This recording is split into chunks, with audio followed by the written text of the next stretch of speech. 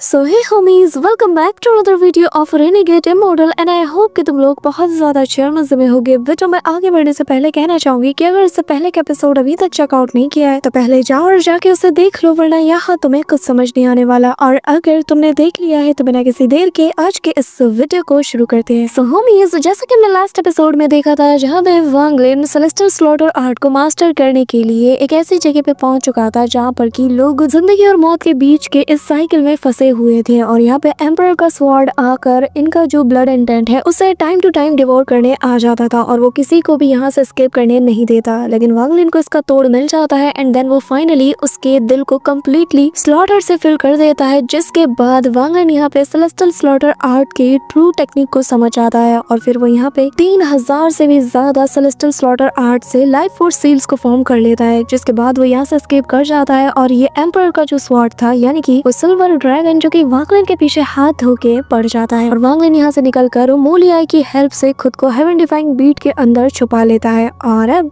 आगे सो होमीज, हमारे इस एपिसोड के स्टार्टिंग में हम यहाँ पर एक बंदी को देखते हैं जिसका नाम गु युनशी बताया गया है। लेकिन मैं तुम्हें एक छोटा सा स्पॉइलर पहले ही दे देती हूँ कि असल में ये बंदा और कोई नहीं बल्कि स्काई डीमन कंट्री का एम्परर है, जो कि ये अपने पैलेस के अंदर मौजूद था और जहाँ पर उसने उस सिल्वर ड्रैगन को पूरी तरीके से सील करके रखा हुआ था, क्योंकि ये बाहर जाके तोड़फोड़ मचाना शुरू कर देती है। अब यहाँ पे ये जो डीमन एम्परर है वो कहने लगता है कि क्या तुम शोर मचाना बंद करोगी, आखिर तुम्हें हो क्या गया है। मैंने तुम्हें उस ड्रैगन लेक में भेजा था ताकि तुम वहाँ पे जाके अपनी पावर को बढ़ा सको, लेकिन देखो तुम तो वहाँ पे सीन क्रिएट करके आ गई। कि तभी हम देखते हैं कि ये जो स्वॉर्ड स्पिरिट है इस स्वॉर्ड की बाहर आती है और कहने लगती है कि अंकल आप तो बहुत ही ज्यादा बाइस्ड हो, आपको पता भी नहीं है मेरे साथ हुआ क्या है। वो बंदा था जिसने कि मुझे पहले बुली किया, मैं तो बस उससे अपना बदला लेना चाहती हूँ। जिसपे डीमन एम्परर कहने लगता है कि तुम उसके चक्कर में मेरे पूरे के पूरे स्काई डीमन कंट्री को बर्बाद करके रख दोगी, और वैसे भी जो इंसान वहाँ से एस्केप करके निकला है वो अपने दम पे निकला है, तो इसमें इतना ज्यादा मुंह बनाने की क्या जरूरत। आखिर इसमें बुली जैसा क्या है। जिसमें हम देखते हैं कि वो जो स्वॉर्ड स्पिरिट थी वो यहाँ पे मुंह बना लेती है और अपना मुंह फेर लेती है, जिस पर डीमन एम्परर कहता है कि तुम बहुत ज्यादा बिगड़ चुकी हो। ये कहते साथ ही वो यहाँ से जाने लगता है, जिस पर वो लड़की कहती है कि आप मुझे यहाँ पे छोड़ के कहाँ जा रहे हैं, मुझे जल्द से जल्द आजाद करो क्योंकि मुझे बाहर जाना है। जिस पर डीमन एम्परर उससे हाथ का इशारा करते हुए कहता है कि मैं तो ऐसा कुछ नहीं करने वाला। कि तभी वो यहाँ पर अपने स्काई डीमन कंट्री को देखकर कहने लगता है कि वो डीमन जनरल वाला कंपटीशन बहुत ही जल्द शुरू होने वाला है और इस बार का ये कंपटीशन बहुत ही ज्यादा इंटरेस्टिंग होगा। कि तभी सीन शिफ्ट होता है और हम यहाँ पे रात का सीन देखते हैं और जहाँ पे स्ट्रीट में वांग लिन फिर रहा था, क्योंकि वो स्वॉर्ड स्पिरिट यानी कि उस स्वॉर्ड को डीमन एम्परर ने ट्रैप करके रखा है, तो वांग लिन यहाँ पर अब आजादी के साथ घूम पा रहा था। कि तभी वांग लिन यहाँ पे वापस से उसी जितर म्यूजिक को सुनता है, जिसे सुनकर उसके कान खड़े हो जाते हैं और वो वहीं पे फ्रीज हो जाता है। जिसके साथ ही वांग लिन नदी की तरफ देखता है जहाँ पर एक बोट पास ही में से गुजर रही थी और जिस पर एक लेडी मौजूद थी जो कि जितर को प्ले कर रही थी। अब वांग लिन को जितर की आवाज सुनकर वान ईयर यानी कि ली मुआन की याद आ जाती है और तभी वांग लिन को ऐसे उदासी सी फील होने लगती है, तो वांग लिन इस म्यूजिक से दूर जाने लगता है और मन में कहने लगता है कि ये कल्टीवेटर की जिंदगी भी कितनी अजीब है। हम अपने सफर की शुरुआत स्ट्रॉन्ग बनने की तलाश में करते हैं ताकि हम उन लोगों को प्रोटेक्ट कर पाएं जिन्हें हम कभी खोना नहीं चाहते, लेकिन कल्टीवेशन का रास्ता बहुत अकेलेपन का है। यहाँ पे हम वांग लिन को देखते हैं जो कि एक कोने में जाके बैठ जाता है और अपने वास से वाइन को निकालकर इस म्यूजिक को एंजॉय करते हुए अपनी लाइफ के बारे में सोचता है। बेसिकली वो काफी ज्यादा डीप थॉट्स में खो जाता है और अपनी पूरी जिंदगी के बारे में वो थोड़ा गौर फिक्र करने लगता है और यहाँ पे कहने लगता है कि हेवन के रास्ते को फॉलो करना बहुत इजी है, लेकिन फिर एक वक्त ऐसा आता है कि हेवन आपसे सब कुछ छीन लेती है, यहाँ तक कि आपकी मेमोरीज भी। लेकिन जब अपनी पूरी जिंदगी में मैंने यादें बनाई है, मैंने कुछ मेमोरीज को जो बनाया है, भला मैं वो हेवन के लिए क्यों त्यागूं। बेसिकली वांग लिन यहाँ पर एक्सटर्नल लेवल पे ब्रेक थ्रू करने के बारे में सोच रहा था, क्योंकि एक्सटर्नल लेवल पे जब हम जाते हैं तो इमोशंस को पीछे छोड़ना पड़ता है। अब वांग लिन यहाँ पे बहुत कुछ सोच रहा था और फिर कहता है कि मैं हेवन के रास्ते को फॉलो करने से अच्छा है अपने बनाए खुद के रास्ते को फॉलो करना पसंद करूंगा। मैं हेवन के खिलाफ चलूंगा लेकिन कभी भी उसके अकॉर्डिंग नहीं चलूंगा। वहीं दूसरी तरफ हम यहाँ पर उसी डीमन एम्परर को देखते हैं जहाँ पर वो भी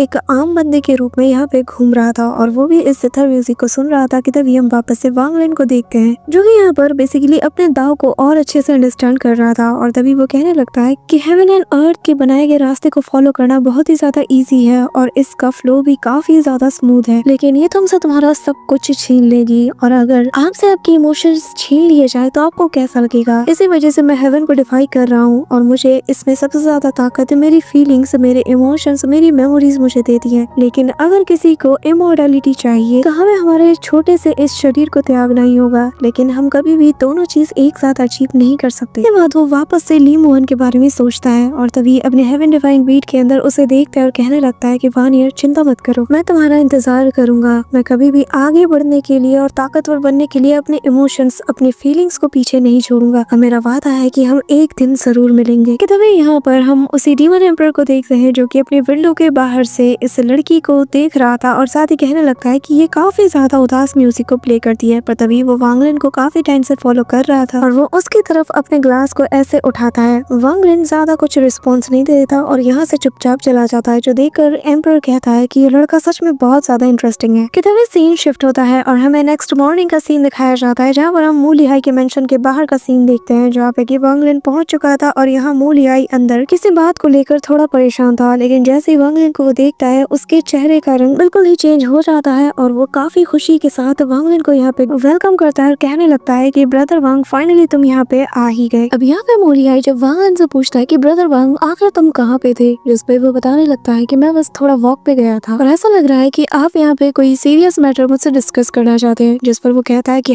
हाँ तुम बिल्कुल सही समझे। अब वो यहाँ पर अपने सर्वेंट से कहता है कि जाओ हमारे लिए चाय की तैयारी करो। और अब ये लोग बातचीत कर रहे होते हैं कि तभी यहाँ पर मूलिहाई मुद्दे पे आता है और कहता है कि ब्रदर वांग, चलो अब मुझे बताओ कि आखिर तुमने इस वक्त कौन से लेवल को अचीव किया। वांगलिन यहाँ पर बहुत ही कूल वे में कहता है कि मैं इस बार बिना उस पाम स्ट्राइक को यूज किए आपको हरा सकता हूँ। जो सुनकर डीमन एम्परर फूले नहीं समाता और वो कहने लगता है कि बहुत अच्छे, बहुत अच्छे। लगता है कि मैंने जो एफर्ट्स किए वो एट द एंड काम आ रहे हैं और चिंता मत करो, अगर मैं इस कंपटीशन को जीत गया ना तो मैं खुद डीमन एम्परर के सामने तुम्हारा नाम एज अ डीमन जनरल के रूप में रिकमेंड करूंगा। वांगलिन इस पे कोई जवाब नहीं देता। मूलिहाई आगे बताता है कि वैसे एक और मैटर है, असल में जो वाइस मार्शल शुआन है उसने बीते कुछ सालों में बैटल ग्राउंड में काफी अच्छा खासा नाम हासिल किया है और उससे भी ज्यादा इम्पोर्टेंट ये कि डीमन एम्परर खुद उसे फेवर करता है। लेकिन अगर मुझे उससे पहले रेकमेंड करने का मौका मिल गया तो तुम्हारा रास्ता बहुत ही जल्द क्लियर हो जाएगा। लेकिन उसकी ताकत का अंदाजा लगाने के लिए मैं तुम्हें कल उसके पास ले चलूंगा, जिसके बाद तुम उससे मिल लेना और तुम्हें उसकी ताकत का अंदाजा भी हो जाएगा। जिसमें वांगलिन मान जाता है और कहता है कि आपने मेरे लिए जो भी अरेंजमेंट्स किए हैं ब्रदर मू, मैं उसकी इज्जत करता हूँ। अब हमें नेक्स्ट मॉर्निंग का सीन दिखाया जाता है, जहाँ पर वांगलिन को लेकर मूलिहाई वाइस मार्शल शुआन से मिलने उसके मेंशन के पास रवाना हो जाता है, जहाँ पर वो उसके गार्ड से पूछता है कि वैसे मैं जान सकता हूँ कि आखिर वो किस इम्पोर्टेंट गेस्ट से इस वक्त मिल रहे कि उनके पास हमारे लिए टाइम नहीं है। तभी सीन शिफ्ट होता है और हम उसी वाइस मार्शल शुआन को देखते हैं जो कि यहाँ पर रार फील्ड के सामने मौजूद था। यहाँ एक मास्क पहने हुए बंदा उनसे कोई रिक्वेस्ट करने के लिए आया था, जिसे सुनकर वो कहने लगता है कि मैं जानता हूँ कि तुम्हारी इंटेंशन क्या है, लेकिन एक मेडिको ट्रिब्यूट इस काम के लिए बहुत ही ज्यादा कम है। ये कहते साथ ही वो उस पे अटैक कर देता है और एक डिमोनिक बीस्ट सीधा इस बंदे पे टूट पड़ता है। कि तभी यहाँ पर एक व्हील रोटेट करते हुए आता है और उस अटैक को डिस्ट्रॉय कर देता है। लेकिन तभी यहाँ पर जो शुआन है वो इसे अपने हाथों से रोकते हुए कहने लगता है कि जनरल मू, तुम्हारा ये व्हील रोटेशन टेक्निक काफी ज्यादा इम्प्रूव हो चुकी है और अब तुम इसके 18th लेवल पे पहुंच चुके हो। जिस पर जनरल मू कहने लगता है कि अगर आप मुझे थोड़ा सा फेवर दे दो तो मैं और आगे जा सकता हूँ। जिसपे वो कहने लगता है कि हम सभी लोग स्काई डिमन कंट्री के ही वॉरियर है और हमारी लॉयल्टी सिर्फ एम्परर के साथ है। सुनते साथ ही जनरल मू को साफ संदेश मिल चुका था और वो यहाँ से चुपचाप उल्टे पर वापस जाने लगता है। अब यहाँ पे हम देखते हैं कि मूफे जब यहाँ से चला जाता है तो तभी इसका सामना वांगलिन से भी होता है और वांगलिन जैसे इसे देखता है तो उसे कुछ फेमिलियर सी वाइब आती है और वो बंदा भी उसे घूरे जा रहा था। कि तभी वांगलिन रुक जाता है और मन में कहता है कि ऐसा लग रहा है कि मैंने इसे कहीं पहले देखा है। कि तभी डीमन जनरल मूलिहाई कहने लगता है कि ये डीमन जनरल मूफे है, जिसके साथ ही ये लोग अब उस वाइस मार्शल के पास पहुंच जाते हैं और जैसे ही मूलिहाई उसे ग्रीट करता है कि तभी उसके एक हाथ के इशारे से ही मूलिहाई के ऊपर इंटेंस अमाउंट में सोल प्रेशर पड़ने लगता है, जिस वजह से इसकी हालत खराब हो जाती है। लेकिन वो जैसे तैसे करके खुद को संभाल लेता है। ये देखकर वाइस मार्शल शुआन कहता है कि तुमने अपनी स्ट्रेंथ में काफी अच्छा सुधार किया है, तुम यहाँ पे घुटनों के बल झुकने की बजाय पैरों के बल खड़े रहे, जिससे पता चलता है कि तुम्हारे अंदर दम तो है, लेकिन फिर भी इस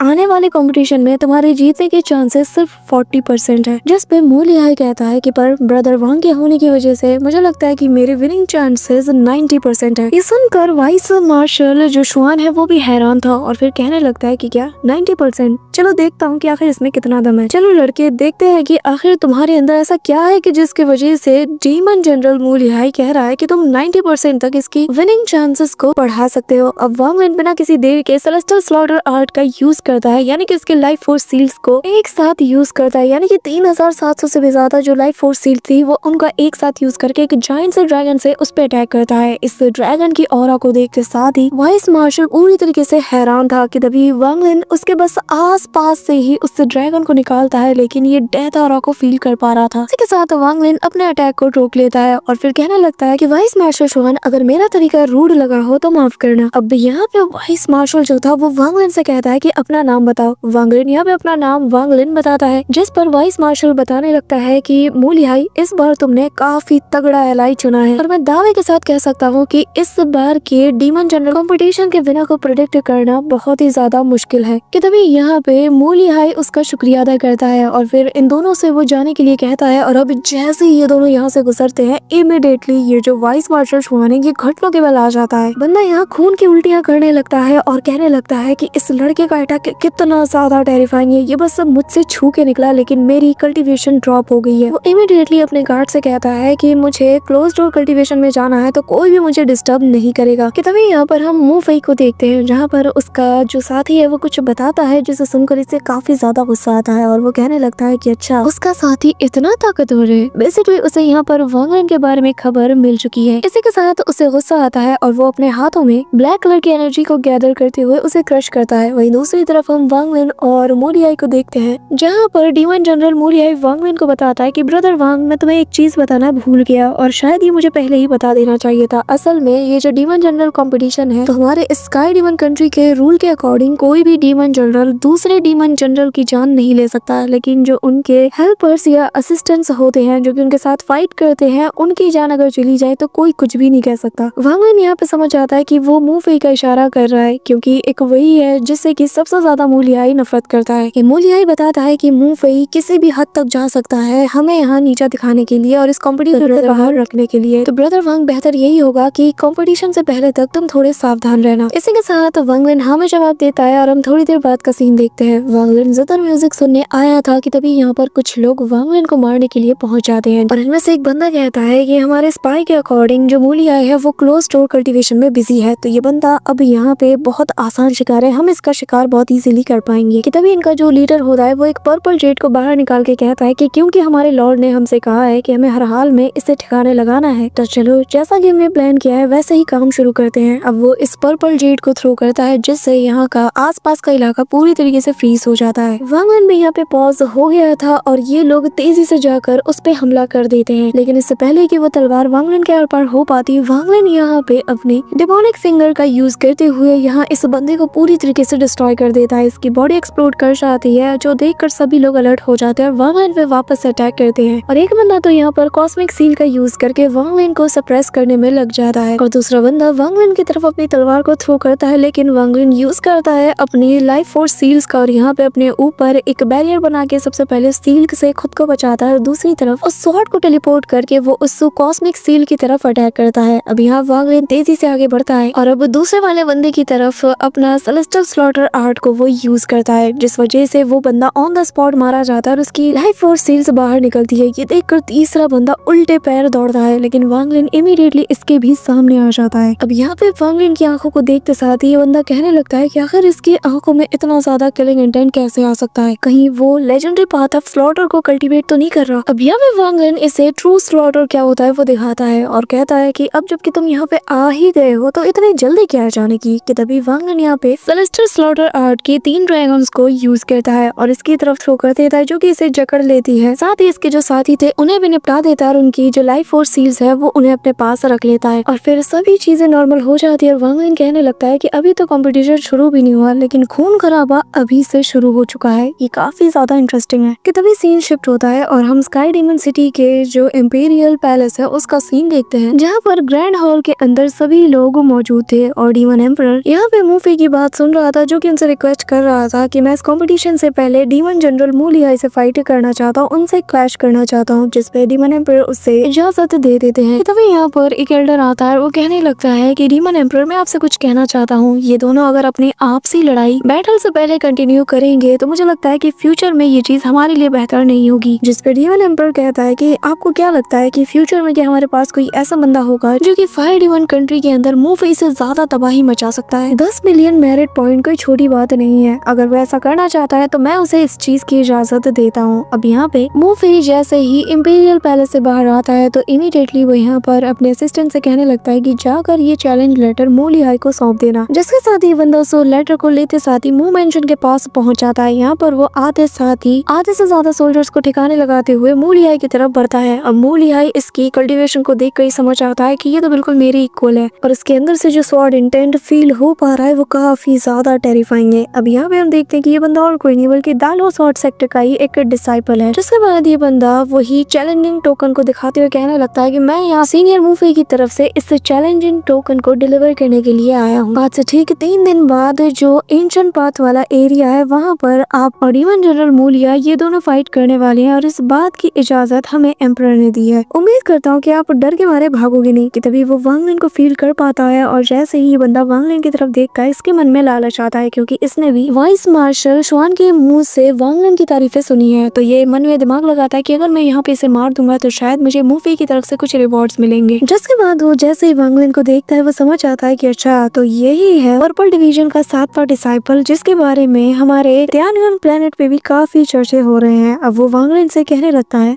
कि जरा लड़ने के लिए तैयार हो जाओ। ये कहते साथ ही वो वांग लिन पे तलवारों की बारिशें कर देता है लेकिन वांग लिन स्लॉटर आर्ट के जरिए से यानी कि उनसे बनी लाइफ फोर्स सील्स का यूज करता है और खुद की जान बचा लेता है और सारे के सारे तलवार यहाँ पे कोलैप्स कर जाते हैं। ये देखकर वो बंदा भी हैरान था और वो बंदा कहता है कि मेरी दालो स्वॉर्ड सेट की ये जो स्वॉर्ड की है इसे कोलैप्स करना कोई आम बात नहीं है। आखिर इस बंदे के पास ऐसी कौन सी डिवाइन टेक्निक है जो कि इमीडिएटली